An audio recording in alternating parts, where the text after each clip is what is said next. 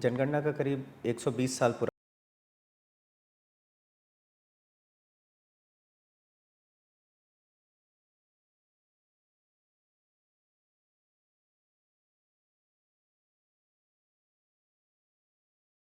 हम आपसे कोई प्रूफ ऑफ रेसिडेंस इत्यादि आपको कोई दस्तावेज कोई नहीं कागज नहीं देना है। आप क्योंकि ये आपकी सेल्फी है, आपकी सेल्फी है, खाली अपना चेहरा दिखाओ, फोटो खिंचाओ, आगे चलो।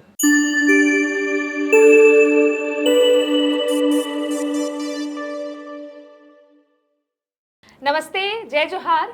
मेरा नाम है तृप्ति सोनी और आज देश में जो सबसे बड़ी प्रक्रिया चल रही है जनगणना, इसके बारे में हर एक पहलू पर बात करूंगी और समझने की कोशिश भी करेंगे। हमारे पाठकों और दर्शकों को पता है कि 2011 के बाद जनगणना अब हो रही है क्योंकि कोरोना का पीरियड आया, लॉकडाउन रहा, इसलिए जनगणना नहीं हो पाई। अब जो जनगणना हो रही है वो काफ़ी दिलचस्प रहने वाली, क्योंकि शायद 1931 के बाद पहली बार जातीय जनगणना भी हो रही है, जो ऐलान हुआ है करीब 1 सदी बाद। ये भी एक खास बनाता है इस मौके को। तो आज हमारे स्टूडियो में हमने आमंत्रित किया है छत्तीसगढ़ जनगणना के निदेशक, नागरिक पंजीयन के निदेशक हैं कार्तिकेय गोयल जी। वो छत्तीसगढ़ कैडर के आईएएस अफसर हैं, बड़ा मीठा बोलने के लिए जाने जाते हैं और बड़ी साफ गोई से अपनी बात रखते हैं। इसलिए आम जनता को समझाने के लिए कि जनगणना कैसे होती है, इस बार क्या खास है, क्या आपको करना है, कहाँ सावधानी रखनी है, इसलिए इस पूरी प्रक्रिया को समझने के लिए आइए बातचीत करते हैं कार्तिकेय गोयल जी से। कार्तिकेय जी, नमस्कार मैम। स्वागत है आपका। Thank you ma'am, thank you for having me ma'am. इस बार की जनगणना जी क्यों खास है? मैम, जनगणना हमारे देश का मूलभूत जानकारी का आधार होता है। आपने जैसे कहा कि हम 2021 में जनगणना नहीं की, कोरोना की वजह से नहीं कर पाए थे, तो ये 16 साल बाद हो रहा है। पहली बार जनगणना के इतिहास में, जनगणना का करीब 120 साल पुराना इतिहास है। जनगणना जब से चालू हुई है तब से ये भारत की 16वीं जनगणना है और आज़ादी के बाद ये हमारी 8वीं जनगणना है। हर 10 साल में करने की चेष्टा होती है, 21 में नहीं हो पाया तो 16 साल के बाद हो रहा है। यही हमारे सारे आंकड़ों का मदर आंकड़ा जनगणना ही होता है। हमारी जनगणना, जैसे आपने कहा, दिलचस्प रहेगी इस बार। क्यों? क्योंकि पिछली जनगणनाओं की तुलना में यह जनगणना में 3 विशेषताएं हैं। सबसे पहली, ये डिजिटल रूप से की जाएगी, यानी कि इसकी जानकारी कागज़ में न लिया जाकर एक ऑनलाइन फॉर्म पे होगा। दूसरा, ये चूंकि डिजिटल जनगणना का प्रावधान है तो पहली बार भारत के नागरिकों को स्वगणना करने का भी प्रावधान किया गया है। और तीसरी बात, पहली बार जातिगत जनगणना भी की जा रही है, परंतु वो जनगणना के प्रथम चरण में नहीं, द्वितीय चरण में आएगा। मैं आपको इंटरव्यू के दौरान जनगणना कैसे होती है और उसके चरणों के बारे में भी बताऊंगा मैम। तो सर, पहले चरण से ही शुरू करते हैं, मकानों की गिनती। जी मैम। मैम, जनगणना एक साइंटिफिक एक्सरसाइज है और यह एक सांख्यिकीय रूप से आंकड़े एकत्रित करने की पूरी प्रणाली है। ये इसके साइंटिफिक पद्धति के तहत इसको 2 चरणों में किया जाता है। पहले चरण को मकान सूचीकरण कहते हैं और दूसरे चरण को पॉपुलेशन एन्यूमरेशन या व्यक्तिगत जनगणना कहते हैं। क्यों? कई लोग ये सवाल पूछते हैं कि आप दोनों के बजाय पहले चरण में ही इंसानों की भी गिनती कर लीजिए। सही बात, बरोबर, मैं भी समझता हूँ क्यों नहीं किया जा सकता, लेकिन मैं आपको इसका साइंटिफिक कारण समझाता हूँ। देखिए, तो 2011 में हमें और हमारे प्रगणकों को, देखो, जो आदमी आपके घर आता है काउंटिंग करने, उसको हिंदी में प्रगणक या इंग्लिश में एन्यूमरेटर कहते हैं। प्रगणक को कैसे मालूम होगा कि मैं कहाँ जाऊँ? 2011 में जो मकान थे, 11 से लेके आज 16 साल के बाद कई नए मकान आ गए, नई कॉलोनियाँ आ गई हैं, नए पारे खुल गए, नए टोलों में घर बन गए, या कई मकान टूट गए हैं, ढह गए। तो जो घरों का फ्रेमवर्क है उसको मकान सूचीकरण फर्स्ट फेज में हम घरों का फ्रेम बनाते हैं। प्रगणक को मालूम रहता है कि फर्स्ट फेज में हमने मकानों की गणना कर ली, सेकंड फेज में हमें मालूम है हमें कौन से मकानों में जाना है। अब आप ये कह सकते हो कि सर दोनों फेज में मान लो 3-4 महीनों का अंतराल हुआ, तो इस बीच में जो नए घर आए, तो हमारी प्रक्रिया में प्रावधान है कि जो 3-4 महीनों में नए मकान बने या पुराने मकान टूट गए या बिखर गए, उनको हम ऐड और सब्ट्रैक्ट कर सकते हैं, क्योंकि वो संख्या बहुत ज़्यादा नहीं होती है। लेकिन 16 साल या पिछले 10 सालों का अगर आप टोटल नंबर ऑफ नए मकान देखोगे, आपका शहरीकरण ज़्यादा हो गया है, आपके छोटे गांव बड़े हो गए, बड़े गांव नगर पंचायत हो गए, तो इसीलिए आपको 2 चरणों में और करना वक्त होता है। भी तो लंबा हो गया, 2011 के बाद का काफी लंबा वक्त हो गया है। जी जी मैम। अभी करंट स्टेटस क्या है सर मकानों की गिनती? मैम अब मैंने जैसे कहा जनगणना 2 चरणों में होती है, प्रथम और द्वितीय चरण। दोनों चरणों में स्वगणना का प्रावधान दिया है। स्वगणना आप घर बैठे, मैं और आप नागरिक होने के नाते घर बैठे अपनी स्वगणना कर सकते हैं। ये वैकल्पिक है, ऐच्छिक है, पूर्णतः ये कंपलसरी नहीं है। स्टेटस अभी ये है कि छत्तीसगढ़ राज्य में पहली चरण का नोटिफिकेशन 1 मई से 30 मई के बीच होना है 2026 में, और दूसरा चरण होना है फरवरी 2027 में। हम पहले चरण में 1 मई से 30 मई के बीच जो करना है, उससे 15 दिवस पूर्व यानी 16 अप्रैल से 30 अप्रैल के बीच स्वगणना प्रारंभ हो गया है। हाँ, हो गई जी, मैं आशा करता हूँ नॉट ओनली आप बल्कि मैंने भी भर दिया। आई एम वेरी बड़ा इजी था और बड़ा कंफर्टेबल रहा। not- लेकिन कुछ लोग कह रहे हैं जी। कि जब जनसंख्या कर्मचारी आएंगे तो हम क्यों भरें? जी, देखिए यह चूंकि हमारी जनसंख्या अब डिजिटल पहली बार हुई है, तो यह विकल्प भारत के नागरिकों को दिया गया, और सोच ये थी कि भारत के नागरिकों को जो जनगणना को अब स्वयं करना चाहते हैं, उनको एक सहभागिता का अवसर मिलेगा, और इसीलिए यह प्रावधान दिया गया है स्वगणना का। ये अनिवार्य नहीं है, ऐच्छिक है। जो लोग किसी भी कारणवश, हो सकता है वो समय नहीं दे पाए, हो सकता है उन्हें जानकारी नहीं रही, हो सकता है वो इतने तकनीकी रूप से तकनीकी समग्रता नहीं है उनके पास, हो सकता है ऐसे लोग स्वगणना ना कर पाए। इसीलिए जनगणना का वादा है कि हर इंसान की गिनती करेगा। तो 1 मई से 30 मई के बीच छत्तीसगढ़ राज्य में हमारा प्रगणक, हमारे 62,000 से ज़्यादा कर्मचारी लगने जा रहे हैं, 60,000 से ऊपर टीचर और अन्य प्रशासकीय अमले लगने जा रहे हैं। ये विश्व का सबसे बड़ा प्रशासकीय कवायद होती है भारत की जनगणना करना। उसमें आपके राज्य में 62,000 से ज़्यादा एम्प्लॉयज़ 1 मई से 30 मई के बीच आपके और मेरे घर घर जाएंगे। आशा करता हूँ आप सबने अपने घरों के बाहर एक गोल चिन्ह में कुछ नंबर भी लिखा हुआ देखा होगा। वो मकान की सूचीकरण है, ध्यान रहे, वो मकानों की सूचीकरण है। इसका मतलब ये नहीं है कि जनगणना हो गई आपकी ना, वो केवल हमारी एक प्रशासकीय तैयारियों के तहत हमने मकानों को सूचीबद्ध करते हुए एक सीरियल क्रमांक से नंबर्स दे रहे हैं। इन नंबरों को देने के बाद 1 से 30 मई के बीच हमारा काम है, हम आपके एक एक नंबर वाले घर पे आएंगे और फिर आपसे कुछ जानकारी लेंगे। सबसे पहले तो ये पूछेंगे आपने स्वगणना करी है कि नहीं। यदि आप कहते हो मैंने स्वगणना नहीं करी है, तो वो आपकी गणना हमारे प्रगणक कर देंगे। यदि आप कहते हो कि आपने स्वगणना करी है, तो वो आपसे अनुरोध करेंगे कि कृपया आप उन्हें अपनी स्वगणना की ऐसी आईडी जो 11 डिजिट की आईडी है वो दिखा दीजिए। जैसे ही आप वो दिखाएंगे, उसको वो अपने मोबाइल पे एंटर करेगा और आपने जो भी जानकारी भरी थी वो पुल अप होके उसके फ़ोन पे आ जाएगा। वो आपको दिखा देंगे और कहेंगे कि मैडम क्या आप इससे संतुष्ट हैं या आप कोई संशोधन करना चाहती हैं। यानी कि आपको स्वगणना करने के बाद भी प्रगणक के सामने पुनः एक बार संशोधन करने का विकल्प है। होता है ना, कभी कभी जल्दबाजी में हमने कोई जानकारी भर दी, अगर आप एडिट करना चाहती हैं ठीक, यदि नहीं आप बोल दीजिए मैं कॉन्फिडेंट हूँ, गो अहेड, तो वो उस जानकारी को सुरक्षित कर देगा। यानी उसे उतनी जानकारी पुनः टाइप करने से आपने बचा दिया। इसमें सेंसस एक्ट के तहत क्या अगर कोई गलत जानकारी दे रहे हैं या जानबूझ के गलत दे रहे हैं, तो ये भी वेरिफिकेशन होगा क्या? मैम, जनगणना में नागरिक द्वारा दी गई जानकारी को हमारी ये अपेक्षा रहती है कि आप अपने सर्वोत्तम जानकारी अनुरूप हमारे साथ जानकारी साझा कर रहे हैं। किसी भी जानकारी को हम वेरीफाई करने के लिए आपसे कोई दस्तावेज नहीं मांगेंगे। कारण ये जनगणना है। यदि आप कहते हो कि मेरा नाम फला फला है, तो हम उसे मान के उसे एंट्री करके आगे चले जाते हैं। लेकिन अगर आपने जानकारी देने से इनकार किया, देखिए जनगणना अधिनियम में हमारे जनगणना प्रगणक को अधिकार मिला है विधिक रूप से कि वह आपसे 33 सवाल पूछ सकता है। उन 33 सवाल हैं, उनके अलावा कोई सवाल नहीं पूछ सकता।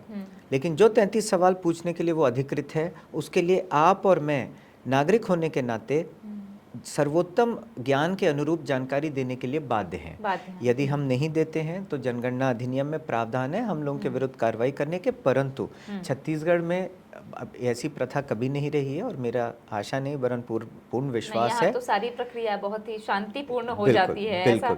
ऐसा हमने देखा है जी। कि बहुत सपोर्ट करते हैं लोग। जी, क्योंकि जनगणना में सही जानकारी देने से, जनगणना को ना अपने देश की एक सेल्फी समझो, और इस सेल्फी में हम जितने लोग अपना चेहरा ला पाएंगे उतनी बेहतर तरीके से बाद में इस जानकारी के आधार पर हमारी देश में कौन से स्थान पर, सेल्फी में ये पता चल जाएगा कौन सा अंग हमारा कम बढ़ा हुआ है, कौन सा अंग ज़्यादा है। तो इस हिसाब से अगले 10 सालों के लिए हमारी जो आर्थिक व्यवस्था है या बुनियादी ढांचे हैं, उनके लिए संसाधनों को हमें किस तरह से कहाँ डिप्लॉय करना है, नीतियाँ कैसी बनानी है, इस तरह के निर्णय हो सकेंगे। अच्छा सर, आपने ये ज़रूर कहा कि ये जो स्वगणना है, खुद से जनगणना का फॉर्म भरना ऑनलाइन, ये ऐच्छिक है, पूरी तरीके से अनिवार्य नहीं है। जी मैम। लेकिन कई बार ऐसा होता है कि कुछ बातें अपने आप फैल जाती हैं कि भाई भरना ही है, ये सत्यापन की तरह है, नहीं तो किसी योजना में नाम कट जाएगा, या ये भरने के लिए कुछ लोग पैसे ले रहे हैं, ऐसी कुछ बातें लोगों में आ जाती है कि ये भरना ही पड़ेगा। तो इसके लिए आप जरूर मैसेज दीजिए तो कि कोई पैसे खर्च नहीं करने हैं, या कोई इसीलिए हम लोग आप लोगों के माध्यम से लोगों के बीच भ्रांतियां दूर करने, मिस इन्फॉर्मेशन और फेक न्यूज़ हटाने और सही जानकारी देने के लिए आए। सबसे पहले जनगणना पूर्णतः निःशुल्क है आपके और मेरे लिए। नागरिक होने के नाते हमारा अधिकार है कि हमारी जनगणना हो, और हमारी जनगणना पूर्णतः निःशुल्क रूप से हो। जनगणना के नाम पे कोई भी व्यक्ति किसी भी प्रकार का शुल्क मांगता है, तुरंत उसको अपने संबंधित थाने में या कहीं पर भी रिपोर्ट कर दीजिए, वो फेक है, वो गलत है। दूसरी चीज़, जनगणना का जो भी कर्मचारी आपके यहाँ आएगा वो आप ही के क्षेत्र से कोई न, अगर ग्रामीण क्षेत्र है तो आपके क्षेत्र के स्कूल के गुरुजी होंगे, अन्यथा शहरी क्षेत्र हैं तो वो या तो कोई गुरुजी होंगे आसपास के, या वो कोई ना कोई सरकारी अधिकारी कर्मचारी। किसी भी दशा में जनगणना के लिए आने वाला कोई भी व्यक्ति अपने साथ एक फ़ोटो युक्त जनगणना का आईडी कार्ड लेकर आएगा। उस आईडी कार्ड पे एक क्यूआर कोड होगा। आप उस क्यूआर कोड, क्योंकि कोई भी फ़ोटो आईडी कार्ड फेक भी कर सकता है, आप उस क्यूआर कोड को स्कैन यदि करेंगे अपने मोबाइल पे तो उसका वही उसका प्रमाणीकरण आपको मिल जाएगा। तो यह एक तरीका है फ्रॉड को दूर करने का कि जो आपके घर आ रहा है वो सही है या नहीं। दूसरी चीज़, वो कोई, क्योंकि वो सरकारी अधिकारी कर्मचारी होगा तो उसके पास कोई ना कोई और गवर्नमेंट का आईडी होगा, आप वो भी मांग सकते हैं। शुल्क नहीं देना, किसी तरह से सरकारी व्यक्ति को ही आपको जानकारी देनी है। और तीसरी चीज़ कि क्या यह अनिवार्य है, कतई नहीं। स्वगणना, जैसे मैंने कहा, आपके मेरे जैसे युवाओं को एक, चूँकि हम लोग ऑनलाइन इतना टाइम व्यतीत करते हैं तो हम लोगों के लिए एक अतिरिक्त सुविधा है, not only for youngsters but also उन लोगों के लिए जो यंग एट हार्ट है। आप, यू आर मोस्ट वेलकम कि आप स्वगणना कर सकते हैं, लेकिन स्वगणना अनिवार्य नहीं है।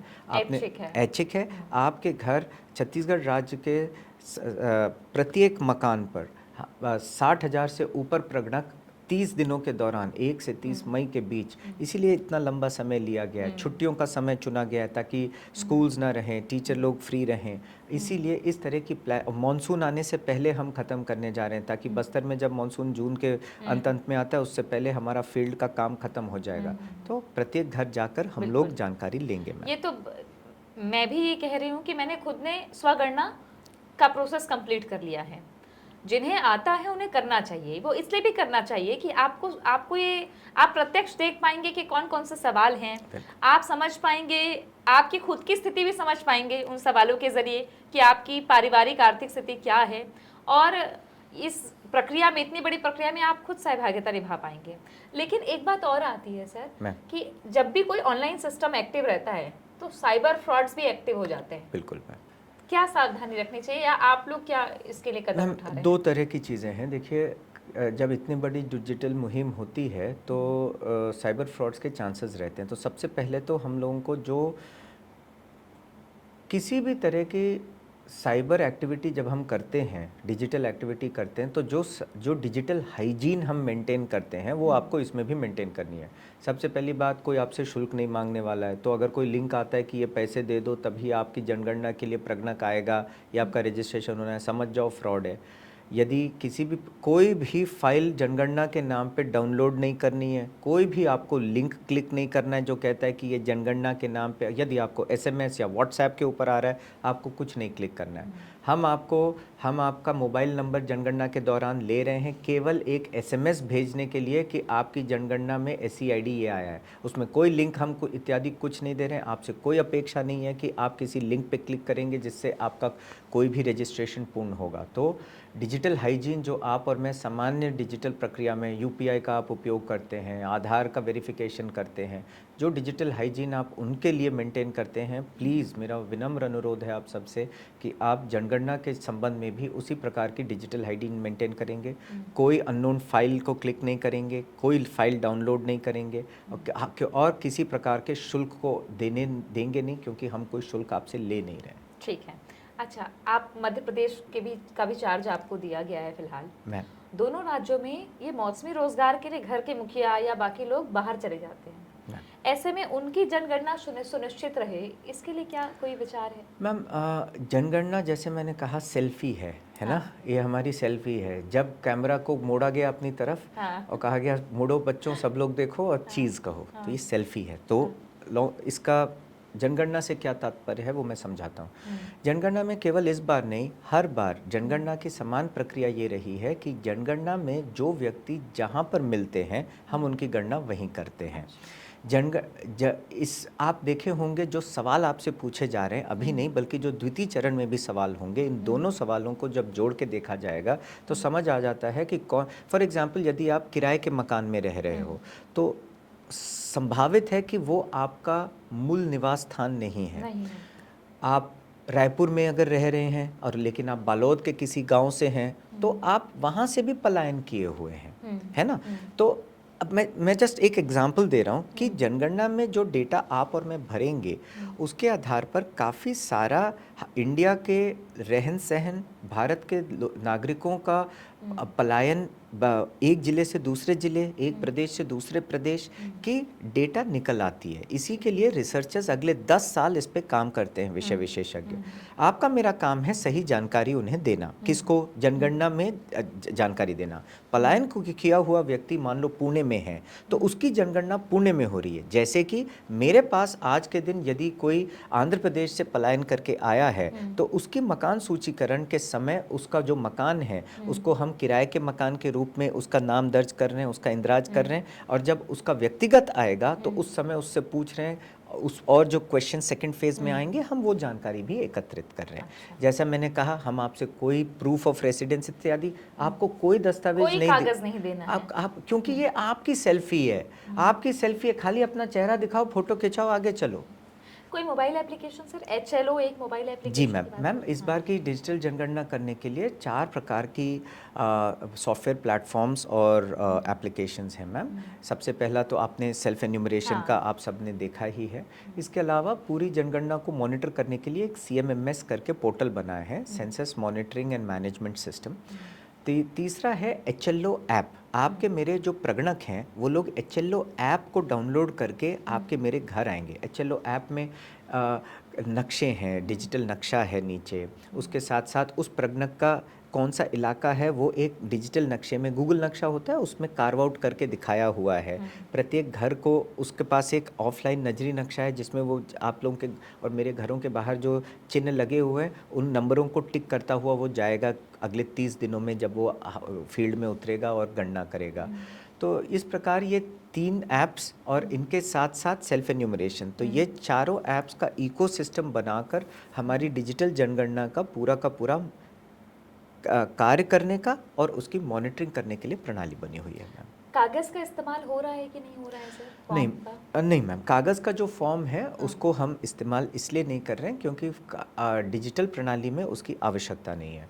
यदि कहीं पर किसी हमारा ऐप ऐसा है जनगणना का कि यदि कहीं पे इंटरनेट का कनेक्शन नहीं भी है तो भी वो ऐप क्वेश्चंस को कलेक्ट कर सकता है उसमें।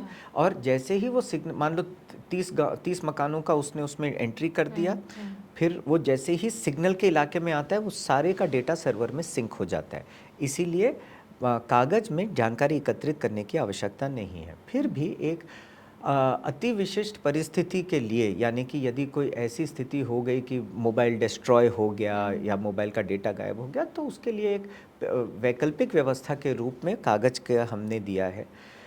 आज के समय सभी प्रगणक ये करने जा रहे हैं कि वो आएंगे आपके यहाँ, ऐप पे भी लेंगे, यदि किसी को मन हुआ तो वो कागज़ में भी उसको राउंड टिकिंग कर लेगा, ताकि यदि उसको वापस जाकर जानकारी पुख्ता करनी हो तो वो कर सकता है। वैसे क्योंकि जो जनगणना कर्मचारी है उनको ट्रेनिंग तो मिल रही है जी मैम, फिर भी अगर उनको कहीं पे कोई कंफ्यूजन होगा तो वो दोबारा ठीक फीड कर लेंगे, वो भी है। और हाँ। यदि उनके, देखिए अच्छा आपने सवाल किया, ये अच्छा हाँ। पॉइंट आपने उठाया। जनगणना कर्मचारियों की काफ़ी इंटेंसिव 3 दिन की ट्रेनिंग चल रही है।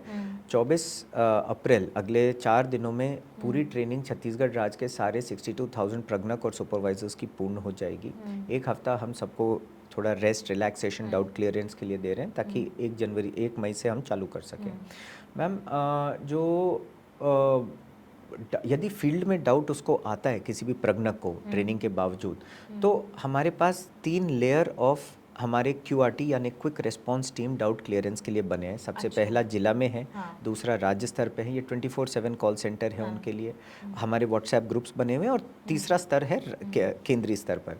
केंद्रीय स्तर पर सामान्यतः जो सॉफ्टवेयर रिलेटेड प्रॉब्लम्स आएंगी, कहीं OTP नहीं आ रहा है, कहीं कैप्चा नहीं आ रहा है, मैपिंग गलत हुई है, तो वो क्योंकि सॉफ्टवेयर केंद्र नियोजित सॉफ्टवेयर है तो वो वहीं से ठीक होगा। अन्य जो व्यवहारिक डाउट्स कि इस परिवार को मैं ऐसा लिखूं या वैसा लिखूं, इस तरह के डाउट्स के लिए हमारे प्रत्येक जिले में मास्टर ट्रेनर हैं, फील्ड ट्रेनर्स हैं, और हमारे जनगणना कार्य निदेशालय से भी एक सीनियर कर्मचारी को प्रत्येक छत्तीसगढ़ के 33 जिलों के साथ मैप किया गया है।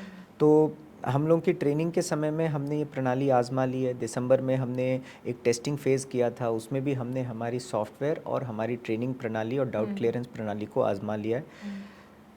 अच्छी बात है कि ये प्रणाली ठीक चल रही है। आशा करता हूँ कि 1 से 30 मई के बीच हम लोग अपनी जनगणना का फील्ड में भी काम सफलतापूर्वक कर लेंगे, और आम लोगों के जो डाउट्स रहेंगे वो भी क्लैरिफाई होते चलेंगे। क्योंकि कई बार क्या होता है ना, जो एक बड़ी वर्क फोर्स होती है जिसमें टीचर्स, जिसमें और भी वर्कर्स होते हैं, उनको कई बार शिकायत होती है OTP नहीं आ रहा, सर्वर डाउन है, ये है, थोड़ी बहुत ये व्यवहारिक चीज़ें हैं जो हो सकती हैं, लेकिन काबिले तारीफ है कि इतने बड़े स्तर पर अगर कर्मचारी लगेंगे तो वो देश की एक बड़ी जिम्मेदारी निभाने जा रहे हैं। बिल्कुल बिल्कुल।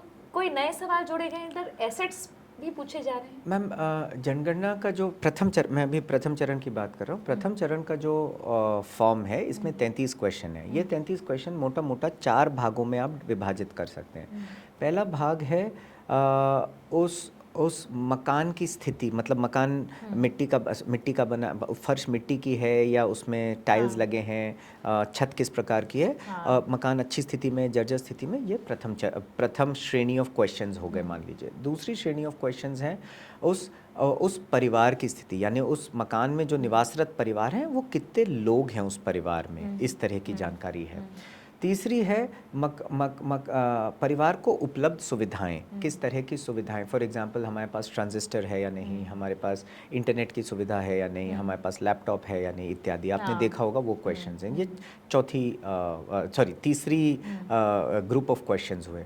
और आखिरी ग्रुप ऑफ क्वेश्चंस है कि हम आपका मोबाइल नंबर भी ले रहे हैं। मतलब पिछली जनगणना और इस जनगणना के 2011 और इस जनगणना में के पहले चरण के प्रश्नों में खाली 2 नए प्रश्न जुड़े हैं। पहला है मोबाइल नंबर और दूसरा है कि आप किस प्रकार का अनाज खाते हैं। हाँ, ये मैम इसलिए ज़रूरी है क्योंकि हमारे देश में हमें किस तरह से क्रॉपिंग करनी है और कौन से क्षेत्र में किस तरह के गोडाउन्स में क्या अनाज रखना है, इस तरह की प्लानिंग के लिए लॉन्ग टर्म में काम आते हैं।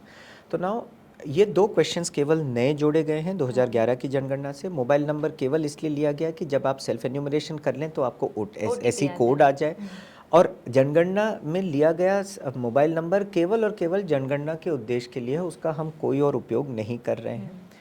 डेटा इनक्रिप्टेड पूरी तरीके से। अब ये सिक्योरिटी का दूसरा पहलू, ये डेटा को हम कैसे हैंडल कर रहे हैं। सबसे पहला है मोबाइल फ़ोन पे जो आप प्रगणक आपसे जानकारी ले रहा है, तो हमारा ऐप खुद कई सारे सिक्योरिटी लेयर्स वेटिंग होकर वो ऐप आपके उसमें इंस्टॉल हुआ है।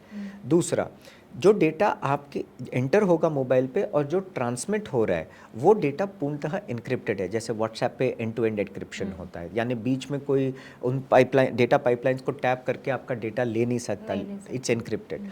तीसरा, जो हमारे सर्वर्स हैं वो क्रिटिकल इंफ्रास्ट्रक्चर घोषित किए जा चुके हैं। हमारे सर्वर्स कई सर्ट एंड सीडैक जैसे उत्तम संस्थाओं द्वारा सिक्योरिटी ऑडिट्स एंड लेयर्स किए जा चुके हैं उसको, और उसकी जो डेटा हमारा सर्वर्स में जा रहा है उसको आप कृपया करके चलिए, मान के चलिए कि वो सुरक्षित है, क्योंकि भारत को डिजिटल इंफ्रास्ट्रक्चर, आधार और यूपीआई के हैंडलिंग का अनुभव हो चुका है, तो उसी तरह के सिक्योरिटी प्रोटोकॉल्स। बस ये जो बाहरी झांसा देने वाले लोग हैं इनसे आपको बचना होगा। ये बहरूपी है, हाँ, बहरूपियों से बचना होगा। बिल्कुल कि भाई आपको ये भरना है, आसानी से हो जाएगा, तो बिना घबराए, या तो अगर आप खुद नहीं कर पा रहे हैं तो जनगणना कर्मचारी का इंतजार कीजिए और जनगणना में भाग लीजिए।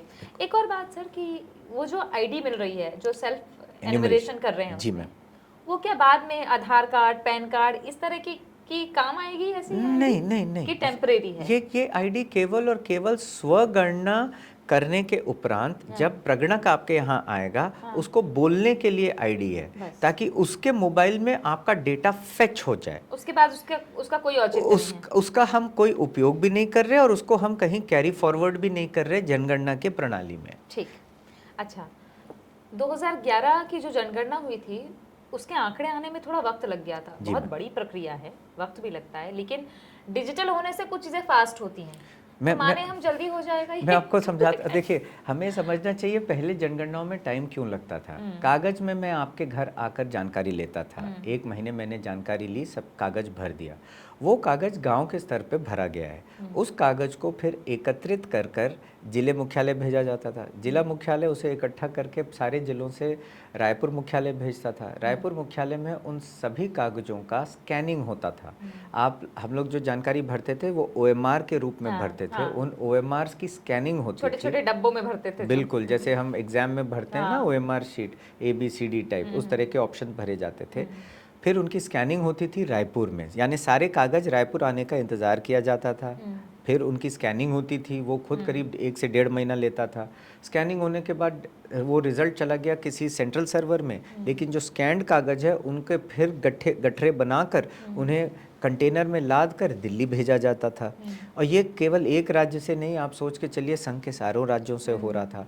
अब जो डेटा गया, उस डेटा को फिर इन लोगों जो सांख्यिकी विशेषज्ञ हैं वो हर डेटा को लेकर पूरे country wise, state wise, district wise या आपके पारा मोहल्ला वाइज उसको एनालाइज करने में 6-8 साल लग जाते थे वो डेटा एनालिटिक्स करने में, क्योंकि ये मैनुअल था। अब चूंकि ये पूर्णतः डिजिटल है, तो भारत सरकार ने ये ठाना है और जनगणना निदेशालय ने कि जनगणना पूर्ण होगी, द्वितीय चरण पूर्ण होगा 5 मार्च 2027 को। वहाँ से 6 महीने के भीतर सारे जनगणना की एनालिसिस, जिसको शेड्यूल्स कहते हैं, जनगणना के सारे शेड्यूल्स एंड टेबल्स सार्वजनिक कर दिए जाएंगे 6 महीने के भीतर। 6 महीने के भीतर? जी, that is the rate of turn around time, जो कि सुधार हुआ है डिजिटल होने के कारण। सर 6 साल और 6 महीने? मैम, तो ये डिजिटल होने से ये सबसे बड़ी सुविधा है। और इसके ऊपर फिर इस डेटा पे जो रिसर्चर्स हैं वो काफ़ी एनालिटिक्स एनालिटिक्स करके, मैं आशा करता हूँ इस बार की जनगणना से डीप एनालिटिकल डेटा निकलेगा। मैम, NPR भी अपडेट होता चल रहा है? नहीं मैम, जनगणना अलग है और अभी NPR का इस जनगणना से कोई लिंकेज नहीं है, ना नोटिफिकेशन में है ना कार्यप्रणाली में है। तो NPR पृथक है मैम। NPR को जनगणना के साथ ना लिंक किया गया है, ना कार्यप्रणाली में किसी प्रकार का अपडेशन हो रहा है। अच्छा, परिसीमन जनगणना के बाद डिपेंड करता है, ऐसा मान के चले हम कि परिसीमन भी तेजी से होने लग जाएगा? जनगणना सामान्यतः किसी भी जनगणना के आंकड़ों का उपयोग कहाँ किया जाता है? सबसे पहले जैसे मैंने कहा, राष्ट्रीय प्लानिंग में अगले 10 साल में सुविधाएं हमें कहाँ कैसे भेजनी है इत्यादि। दूसरा, किसी भी प्रकार के आरक्षण, रिजर्वेशन के लिए ये डेटा प्रोवाइड करता है। एंड तीसरी चीज़, जो हमारी डिलिमिटेशन यानी कि परिसीमन प्रक्रिया है, उसके लिए भी यह सटीक डेटा प्रोवाइड करता है। वो कानूनी रूप से फिर संवैधानिक प्रावधानों एवं पार्लियामेंट के निर्णय के अनुसार इस डेटा का इस्तेमाल परिसीमन के लिए भी किया जा सकता है। लेकिन हाँ, जनगणना के आंकड़े आ जाने से सटीक जानकारी इन सभी प्रक्रियाओं के लिए उपलब्ध हो जाती है। छत्तीसगढ़ से रिलेटेड ही है, इसलिए मैं आपसे पूछ रही हूँ कि लोग कह रहे हैं कि भाषा के विकल्प में छत्तीसगढ़ ही नहीं है, क्योंकि केंद्र सूची में 8वें सूची में छत्तीसगढ़ी नहीं है, ये सबको पता है, लेकिन फिर भी कह रहे हैं कि जनगणना में तो हम बता सकते हैं हम क्या बोलते हैं। तो थोड़ा ये टेक्निकल एस्पेक्ट बताइए कि भाषा का इस्तेमाल कैसे होगा। मैडम, छत्तीसगढ़िया होने के नाते आपने बड़ा अच्छा और सही सवाल भी किया है। मैं सबको आश्वस्त करना चाहूँगा कि देखिए, जनगणना का जो सॉफ्टवेयर बना है, क्योंकि हम डिजिटली कर रहे हैं, तो इसमें 16 भारत की 16 विभिन्न भाषाओं का विकल्प दिया गया है। छत्तीसगढ़ राज्य के लिए हिंदी का विकल्प एवं अंग्रेजी का विकल्प दिया गया है सॉफ्टवेयर में, जब हम चुनना चाहें। अभी 16 भाषाएं हैं, लेकिन उसमें छत्तीसगढ़ी नहीं है। मैम, जब आपके मेरे घर जो प्रगणक आएंगे वो आपके और हमारे बीच के ही प्रगणक हैं, तो चाहे आप छत्तीसगढ़ी हैं या कहीं पे गोंडी बोलते हैं या कहीं हल्बी बोलते हैं, तो वह हमारे बीच के ही टीचर हैं। ट्रेनिंग में सबको ये बताया गया है, सबको और अनुरोध किया गया है सबसे कि आप जब जिसके मकान जाते हैं, उनको जो भाषा सबसे सरलतम है, उस भाषा में उनसे बात करें, वार्तालाप करें, और उसके अनुरूप उन जो उत्तर हैं उनको भरवाने में इनकी मदद करेंगे का प्रयास वो कम्युनिकेट करेंगे, चाहे गोंडी हो, हल्बी हो या छत्तीसगढ़ी हो। जी मैम। क्योंकि ये सवाल इसलिए उठ रहा है इस वक्त, जब भी कोई प्रक्रिया देश में होती है तो कोई भी जो समूह है या समुदाय है या बोली भाषा को लेकर जो जागरूक रहते हैं, वो कहते हैं कि रजिस्टर हो जाए, हमको भी एक दर्जा मिल जाए।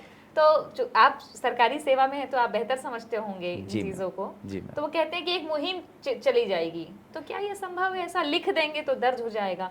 इतने लोग छत्तीसगढ़ी बोलते हैं। ऐसा तो अभी वर्तमान सॉफ्टवेयर में वो विकल्प है नहीं, लेकिन हाँ, ज़रूर इस बात को कि देखिए, छत्तीसगढ़ी भाषा खुद इतनी मीठी है कि मैं मानता हूँ कि वो हिंदी स्क्रिप्ट से हम चूँकि उसको ले रहे हैं, तो अभी तो हम रिकॉर्ड उसमें दर्ज कर दे रहे हैं। और ज़रूर इस बात को हम लोग सेकेंड फेज़ से पहले एक बार फिर से प्रयास करेंगे कि सेकेंड फेज़ कम से कम हम आप सबसे छत्तीसगढ़ी में ले सके। वैसे भी तो अगर वो हो जाए तो छत्तीसगढ़िया सबले बढ़िया वैसे भी है। मुझे लगता है सर सारे पहलुओं पर बात हुई है, लेकिन फिर भी मैं एक अंत में आपसे कहना चाहूँगी कि आप आम जनता से क्या अपील करना चाहते हैं कि राष्ट्र हित में सही जानकारी देना और जनगणना में भागीदार होना कितना ज़रूरी है, आप क्या कहेंगे? मेरा मानना है कि मेरी विनम्र अपील आपके माध्यम से सभी दर्शकगणों से, सम्मानित दर्शकों से है कि जनगणना हमारे देश का बहुत ही मूलभूत कार्रवाई होती है। ये इतनी ज़रूरी है कि संविधान में इसका उल्लेख करीब 32 बार, जनगणना शब्द का उल्लेख हमारे भारत के संविधान में 32 बार किया गया है। और इस प्रणाली के लिए टीचरों की ड्यूटी लगाई जा सकती है। इसका विशेष प्रावधान इलेक्शन के तर्ज पे किया गया है। जनगणना की जानकारी किसी भी देश के बुनियादी ढांचे को आगे बढ़ाने के लिए सबसे मूलभूत फंडामेंटल जानकारी मानी जाती है। आप और मैं, हम अपने देश के विकास और प्रगति के लिए अवश्य रूप से ये जानकारी साझा करें। चिंता ना करें, भावनाओं में ना बहें, ना किसी प्रकार के रूमर्स का शिकार बने। जनगणना 2 चरणों में होनी है। प्रथम चरण में आपके मकानों की सूचीकरण है। जातिगत जनगणना जो होनी है वो द्वितीय चरण में होगी। उसके लिए हम आपके माध्यम से पुनः आपके दर्शकों को उसकी जानकारी अक्टूबर नवंबर इस वर्ष में बताएंगे, क्योंकि वो अगले साल फरवरी में चालू होनी है। अभी कोई भ्रांतियों में मत जाइएगा, अपने देश की जनगणना में भाग लीजिए ताकि आपके देश को सटीक जानकारी मिल सके। एक बात मैं ज़रूर कहना चाहूँगा जो आप और मैं अभी नहीं कर पाए, जनगणना में दी गई आपके और मेरे द्वारा कोई भी जानकारी पूर्णतः गोपनीय है और हमेशा रहेगी। इसका विधिक प्रावधान है जिसके तहत हम जनगणना में दी गई कोई भी जानकारी किसी को भी, पुलिस, इनकम टैक्स, किसी भी प्रकार के सरकारी अमले से या निजी अमले से कभी साझा नहीं कर सकते। हम आरटीआई में आपकी जानकारी नहीं दे सकते। हम किसी कोर्ट में आपकी जनगणना में दी गई जानकारी को उपलब्ध नहीं करा सकते, साक्ष्य के रूप में नहीं दी जा सकती। आप जो जानकारी दे रहे हैं, फिर आप ये सवाल करोगे क्यों ले रहे हो? हम ये जानकारी भारत की सांख्यिकीय आंकड़े बनाने के लिए ले रहे हैं। आपने एक बार अपनी निजी जानकारी दे दी तो उसको हम दोबारा कभी आपसे लिंक करके उपयोग नहीं करेंगे। ये विधिक प्रावधान है और तकनीकी रूप से भी हमारे सॉफ्टवेयर में सारे सिक्योरिटी प्रोटोकॉल्स ऐसे हैं कि निजी जानकारी दी ही नहीं जा सकती। भरोसा करिए और आप अपने देश के विकास में जानकारी दीजिए। भारत की सेल्फी ली जा रही है, उसे जनगणना कहा जाता है। उस सेल्फी में खुल के दिल से अपना स्माइल करते हुए चीज़ करिए और उस सेल्फी में भाग लेने का कष्ट करें। ठीक ठीक है। बहुत ही सारे पहलुओं पर बात हो गई, बहुत अच्छी बातचीत आपसे हुई है सर। और चूंकि आप सरकारी सेवा में हैं इसलिए कोई असुविधा के सवाल बनते भी नहीं थे, और इसलिए भी नहीं बनते थे क्योंकि हम देश की सबसे बड़ी प्रक्रिया पर बात कर रहे हैं जिसमें हर एक नागरिक को जुड़ना बहुत ज़रूरी है। तो उम्मीद है आपकी टीम पूरी और आपके गाइडेंस में, आपके इंचार्ज में बहुत ही शानदार तरीके से छत्तीसगढ़ और अभी फ़िलहाल मध्य प्रदेश भी, दोनों ही जगहों पर स्वगणना भी लोग करें, और ये बहुत बड़ी मुहिम है। आपका बहुत धन्यवाद मैम कि आप इतने पेशेंटली सारे सवाल भी किए, एंड मोर इम्पोर्टेंटली आपके माध्यम से आशा करता हूँ कि सभी दर्शकों को इस जनगणना जैसी बड़ी मुहिम, विश्व की सबसे बड़ी प्रशासकीय मुहिम से जुड़ने का और इसके संबंध में जो डाउट्स हैं वो क्लैरिफाई होते हुए आगे बढ़ने का मौका मिलेगा मैम। बहुत शुक्रिया सर आपका। बहुत बहुत धन्यवाद। Thank you ma'am.